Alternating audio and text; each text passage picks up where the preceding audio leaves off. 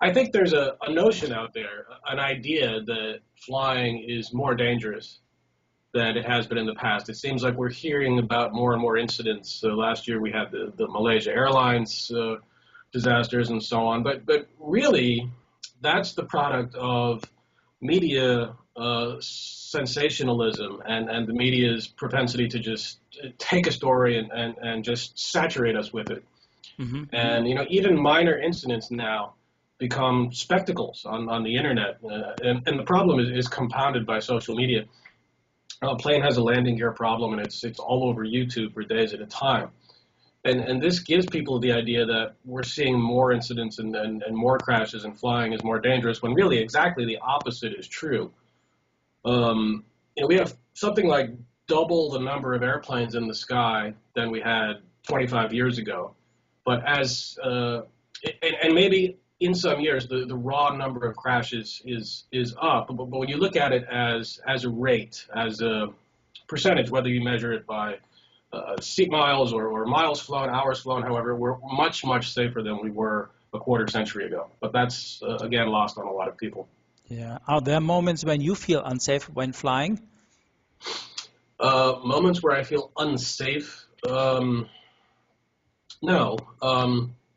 Everybody at some point has, this is a tough one to answer because it can be taken out of context and sound misleading, but have I ever been scared on an airplane? Mm. Yes. Have I ever had what you might describe as a close call? Probably yes, but you have to go all the way back to when I was a private pilot, when I was in my teens flying a four-seater under what in the States we call VFR. Just training, basically, for me to remember anything like that, which I think is a testament to the safety and reliability of commercial aviation, because throughout my whole commercial career, which goes back to 1990, nothing jumps to mind. Yeah. How did it start flying with you? Great question, and this is something I talk about in my book, and I've blogged about it. I think back to my childhood, and pretty much as far back as I remember, I had a thing for planes. But when I say that, I think my, how can I say this, my motivation, it came from something a little bit different from what you'll hear from a lot of other pilots. When I was a kid in 5th grade, 6th grade, 7th grade, it wasn't flying, strictly speaking, that excited me. It was the airline business as a whole, what today I call the grand theater of commercial air travel. It wasn't about the hands-on thrill of flying, which, don't get me wrong, is something I enjoy very much, but it's always been something beyond that that's appealed to me. Mm-hmm. When I was a child, I didn't like to go to air shows. I wasn't into military planes. I didn't like to go to the local dirt strip and watch a Piper Cub fly around. I mean, that sort of thing just bored me to tears. What I liked to do was collect airline memorabilia. We would go to the airport. I grew up in Boston, and our airport, Logan, was just a train ride away, and each weekend we would go to the airport and just steal anything we could find that had an airline logo on it. And, at night when I was done with my homework, or instead of doing my homework, I would read airline timetables. And my favorite part of the timetable was the route map. I would open to the big, 3 or 4 panel map, and I could just stare at that for hours. It was almost a kind of like junior pilot porno. Studying these lines and the cities that these airlines flew to, Pan Am and Aeroflot in those days, British Airways. It wasn't just flying; it was where you were flying. And interestingly, later in life, I became really passionate about travel, and I think that goes directly back to getting into the airlines and studying route maps. Eventually I figured out, hey, this spot here on this map, I can actually go there, and so that's how my travel bug started. Mm-hmm.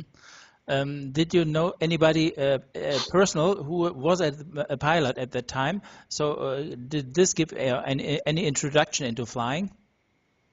No. I guess looking back on it, having a passion for the airlines could have driven me in any number of directions, not necessarily to the cockpit where I ended up. But, also though, when you're a kid, of course you're going to think about, being the pilot. You want to fly the airplane. You don't want to, work in networking or airline marketing or something like that. As fun as that would be, um, you want to be the pilot. And so my track, began moving in that direction, and I started taking flying lessons when I was 14. And it was always, therefore, my career ambition to be an airline pilot. But where that came from maybe was a little bit different than what other pilots will talk about. Hmm. Do you still I recall didn't have a, I didn't have a mentor. I didn't have a pilot that I looked up to. It was just the whole airline thing that really spoke to me. hmm Did you ever plan into go into management of an airline? Um, no, it's not something I've really thought about with any seriousness. I wouldn't necessarily be opposed to the idea. I'd be flattered if my airline thought of me in that regard as somebody of that with that potential. But it's not really something I strive for or have been trying to make happen. Hmm. Do you recall your first solo flight? My first solo flight. Prior to this interview, I actually had to go dig out my old logbooks and look it up to see when it was because I just had no recollection of it at all. Yeah. And this really goes back to what we were just talking about how when I was a kid, it wasn't the hands-on thrill of flying. It was all this other stuff going on. Hmm.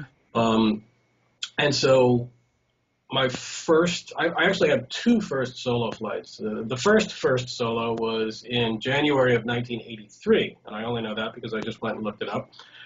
Um, I I have almost no recollection of it. What I remember is being nervous that I was going to screw up and not crash and kill myself or kill somebody else, but just do something stupid and being nervous about that. I guess it didn't happen, or I probably would remember that. But then I dropped out of flying for a couple of years, mostly because my family just couldn't afford to finance my lessons anymore. But then in 1985, I took it up again. I would have been, I guess, 18 or 19 years old.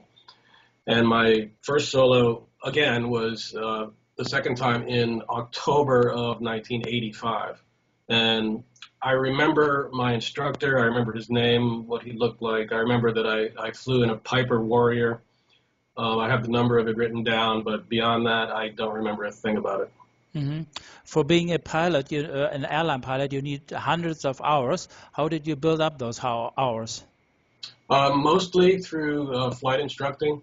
Uh-huh. After I had all of my basic certificates and ratings, Yeah. I amassed about 1,500 hours, most of that instruction, Yeah. before I went to work for my first commercial carrier, which was in 1990 for a small regional airline that was called Northeast Express here in the northeastern United States. We were an affiliate of Northwest Airlines, the Hmm. former Northwest Airlines.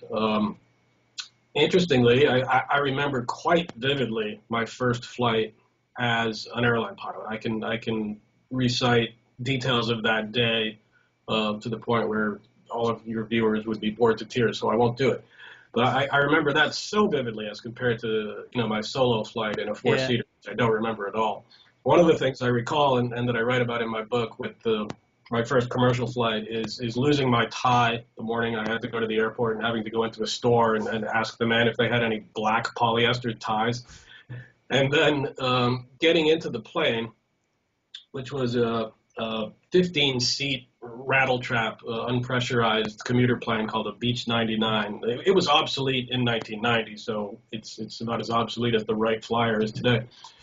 And I remember closing the cabin door, and there was a screw that was sticking out where it shouldn't have been, and I turned the handle and cut my hand on the exposed screw. And so now I'm walking down the aisle on my very first flight with my hand bleeding and going into the cockpit to meet the captain who's, what the heck happened to you and where's your tie? And and it was a 15-minute flight from Manchester, New Hampshire to Boston. I mean, talk about just completely, undignified first commercial experience, but lots of fun just the same. Uh-huh. How many flights did you do during the first day? The first day, I think only two. I think we just did a round trip. I think we might have gone out to Cape Cod and then back.